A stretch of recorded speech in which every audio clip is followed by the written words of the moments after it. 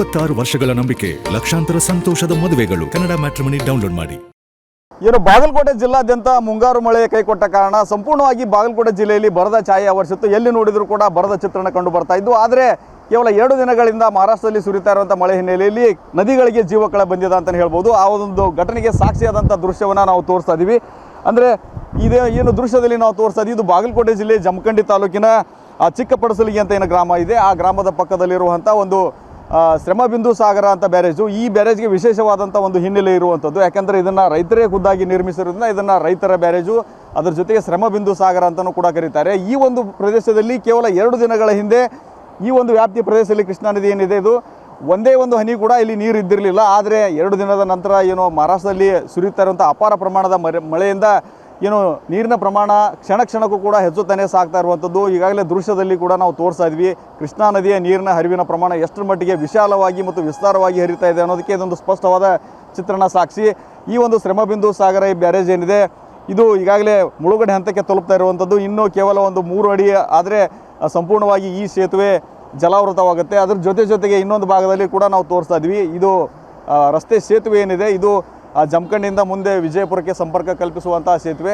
ಅದೇನು ಮುಳುಗಡೆ ಆಗುವಂಥ ಸಾಧ್ಯತೆ ಏನು ಸದ್ಯದ ಮಟ್ಟಿಗೆ ಇಲ್ಲ. ಆ ನಿಟ್ಟಿನಲ್ಲಿ ಯಾವುದೇ ರೀತಿ ಪ್ರಯಾಣಿಕರಿಗೆ ತೊಂದರೆ ಇಲ್ಲ ಅಂತ ಹೇಳ್ಬೋದು. ಅದ್ರ ಜೊತೆಗೆ ಪ್ರಮುಖವಾಗಿ ಖುಷಿಯ ವಿಚಾರ ಅಂತಂದರೆ, ಏನು ಬರದಿಂದ ಕಂಗೆಟ್ಟಿದ್ರು ಜನರು, ನೀರಿಲ್ಲ ಅಂತಂದು ರೈತರು ತುಂಬಾ ಸಂಕಷ್ಟಕ್ಕೆ ಸಿಲುಕಿದ್ರು. ಅವರಿಗೆ ಈಗ ರೈತರ ಮುಖದಲ್ಲಿ ಮಂದಹಾಸ ಮೂಡಿರುವಂಥದ್ದು.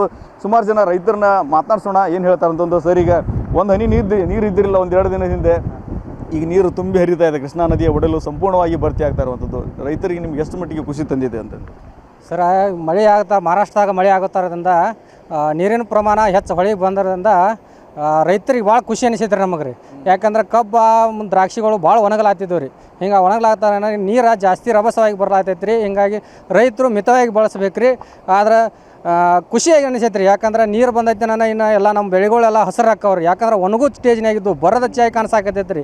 ಹಿಂಗಾಗಿ ಖುಷಿ ಆಕೈತೆ ಅನ್ನೋದು ಒಂದು ವಿಚಾರ ರೀ. ಯಾಕಂದ್ರೆ ನೀರು ನಾವು ಯಾಕಂದ್ರೆ ನಮ್ಮ ಕಿನಾಲ ಅವು ಇವು ಅದಾವ್ರಿ, ನೇತ್ ನೀರಾವರಿ ಅವರು ಚಲೋ ಅದು ಅಂದ್ರೆ ರೀ ರೈತರಿಗೆ ಭಾಳ ಅನುಕೂಲ ಆಕೈತೆ ರೀ. ಯಾಕಂದ್ರೆ ಒಣಗಲಾಗ್ತಿದ್ದವು ರೀ ಭಾಳ. ಹಿಂಗಾಗಿ ಖುಷಿ ಅನಿಸೈತೆ ರೀ. ನೀರು ಬರೋದರಿಂದ ಈಗ ರಭಸವಾಗಿ ಬರಲಾಗೈತಿ. ಹಿಂಗಾಗಿ ರೈತರು ಮತ್ತು ಜಾನುವಾರುಗಳನ್ನು ಮಿತವಾಗಿ ಬಳಸ್ಬೇಕು ರೀ. ಹಿಂಗಾಗಿ ಇದಿಷ್ಟು ಇಲ್ಲಿನ ರೈತರ ಮಾತು. ಸಹಜವಾಗಿ ಬರಿದಾಗಿದ್ದ ನದಿ ತುಂಬಿ ಹರಿತಾ ಇರೋದ್ರಿಂದ ಎಲ್ಲ ಅನ್ನದಾತರಿಗೂ ಕೂಡ ಖುಷಿ ಉಂಟಾಗಿರುವಂಥದ್ದು. ಯಾಕೆಂದರೆ ಜಾನುವಾರುಗಳಿಗೆ ಮತ್ತು ಕೃಷಿಗೆ ಎಲ್ಲಕ್ಕೂ ಈ ಒಂದು ನೀರು ಬಳಕೆ ಆಗ್ತಾ ಇರೋದರಿಂದ ಖುಷಿ ಆಗ್ತಾ ಇದೆ. ಸಹಜವಾಗಿ ಅದರ ಜೊತೆಗೆ ಈ ನೀರಿನ ಪ್ರಮಾಣ ಇನ್ನೂ ಹೆಚ್ಚುತ್ತಾನೆ ಸಾಗಿದರೆ ಎಲ್ಲೋ ಒಂದು ಕಡೆ ಪ್ರವಾಹದ ಆತಂಕ ಕೂಡ ಸಣ್ಣದಾಗಿ ಕಾಡ್ತಾ ಇರುವಂಥದ್ದು. ಆ ನಿಟ್ಟಿನಲ್ಲಿ ಒಂದು ಕಡೆ ಏನೋ ನೀರು ಬರ್ತಾ ಇದ್ದ ಖುಷಿ ಇದೆ, ಅದರ ಜೊತೆಗೆ ಸಣ್ಣದಾದ ಆತಂಕ ಇದ್ದರೂ ಕೂಡ ನೀರನ್ನು ಹಿತಮಿತವಾಗಿ ಬಳಸುವ ಮೂಲಕ ಏನು ತಮ್ಮ ಕೃಷಿಗೆ ಆಗಿರ್ಬೋದು ಮತ್ತು ಜಾನುವಾರುಗಳಿಗೆ ಈ ನೀರನ್ನು ಸದುಪಯೋಗ ಮಾಡಿಕೊಳ್ಳಬೇಕು ಅನ್ನೋ ಮಾತನ್ನು ರೈತರು ಹೇಳ್ತಾ ಇದ್ದಾರೆ. ಕ್ಯಾಮ್ರಾಮನ್ ಬಾಬು ಜೊತೆ ರವಿ ಮೂಕಿ, TV 9 ಬಾಗಲಕೋಟೆ. 26 ವರ್ಷಗಳ ನಂಬಿಕೆ, ಲಕ್ಷಾಂತರ ಸಂತೋಷದ ಮದುವೆಗಳು. ಕನ್ನಡ ಮ್ಯಾಟ್ರಿಮನಿ ಡೌನ್ಲೋಡ್ ಮಾಡಿ.